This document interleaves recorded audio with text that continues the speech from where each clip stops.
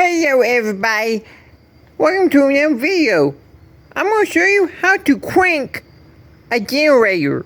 First off, gotta make sure that there is gas in it. When you make sure gas in it, then what you gotta do is go down here. Right here it's got the choke. Make sure that you put all the way to the left like that. Right here is going to be your pulling start. Alright. Then you're going to come over here.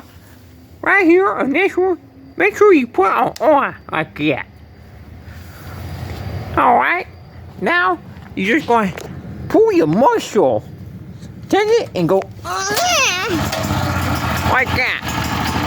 And then right here, you got to do this. There we go. That's how you turn on a generator, like that. And you go right here, and that switch right there will turn it off, and make sure that this is your gas. That is on, and that is off. Just like that.